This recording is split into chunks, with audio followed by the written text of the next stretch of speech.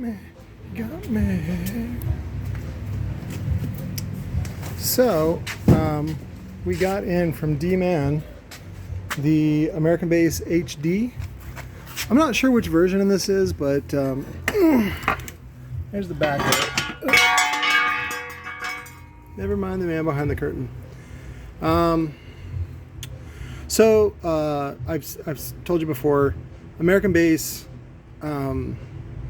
Massive, and SoundCubed all use the same vendor, which is also probably Digital Designs. So this was their attempt to create a dead end for reconing, also known as a turd, because what do you do with a turd? You shit it out and then you throw it away. So this one was probably a Brazilian amp, full bridge. You can see it arc welded through the, it's a light in there. That side not so bad, it's the other side that melted all the way through. So, oh, this is probably the inside coil, and then this is the outside coil. So, but leads held in there pretty good, but is the coil that zapparooed. Spider's pretty basic, soft, I think too soft, 9-inch. The ID on the coil is 82.5, and then the OD is 88.1. So there's a little bit of give and take in there, but this is, it's not quite custom, but it's definitely not standard 3.5. So there's nothing you can do with this. That's what sucks. So, and this is basically the VFX motor, so which I happen to have because I got my dick in lots of pies. What did I do with it? Did I put it down? Oh no, it's over here.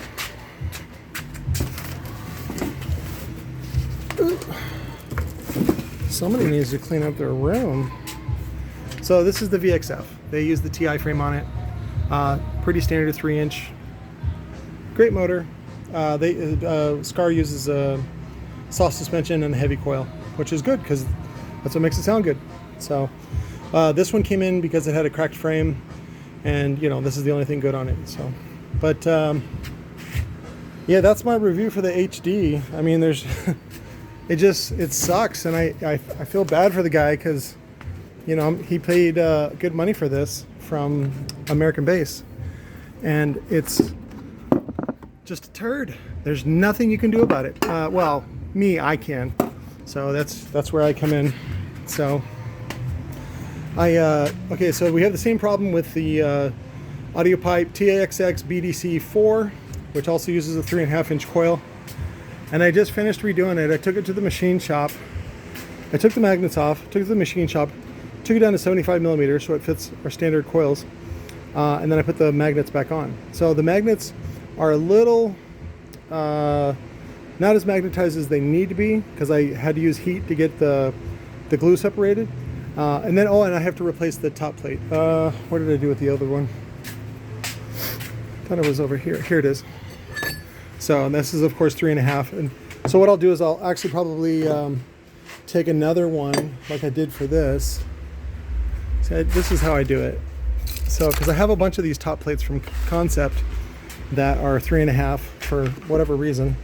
I think they were using them as spacers to look like top plate, but it really ends up just being a spacer. And so then I take these top plates that I have from Concept. They're made for 2.5.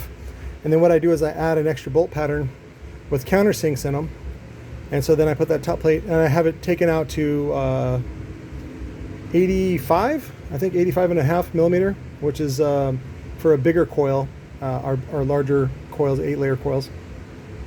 And see, just a little bit off, but that's, you know, and then now it's going to be extra thick. But I'll put this back on. Oh, actually, no, I have to use a thinner one because the top plates, I'll probably just find one or make one or something like that, and then just put it on there. So, but that's it, man. You know, like this one's done. This was an RCF. This one turned out really Fitz McGee. I really like this bevel, and you know, this used to be a tiny little. It's BNC. Sorry, same thing. Italy. RCF and BNC are both out of Italy.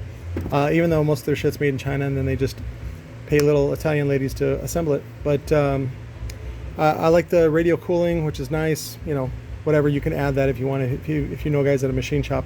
And then I just added our double Titan double stacks, so now it's a quad stack.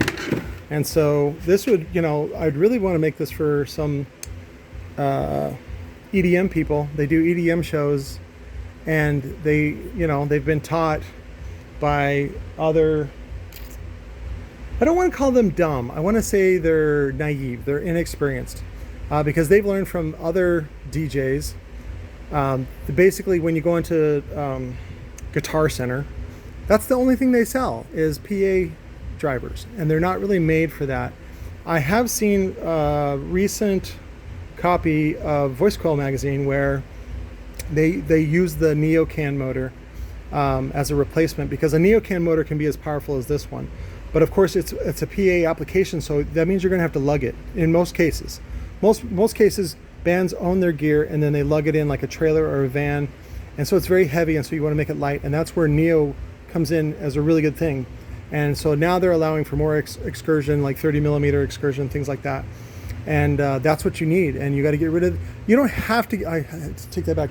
You don't have to get rid of the accordion surround, but it makes it very difficult to get that kind of excursion. So this was a PA sample from TC Sounds.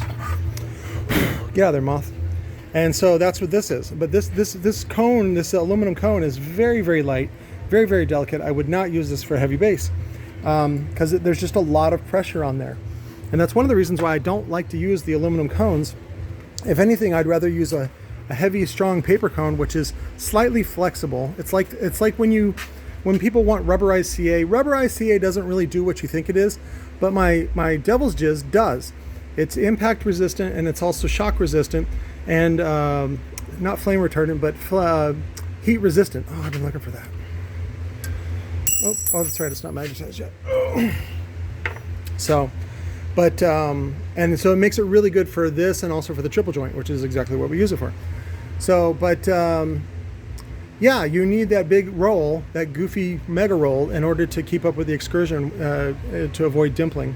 The dimpling in the surround, what happens is that's the weak point, and what happens is one side will dimple before the other side, and then it starts to pull the coil off kilter, and then it starts to rub. So that's why you want that good linear excursion, you know, just really good stroking in and out all day long.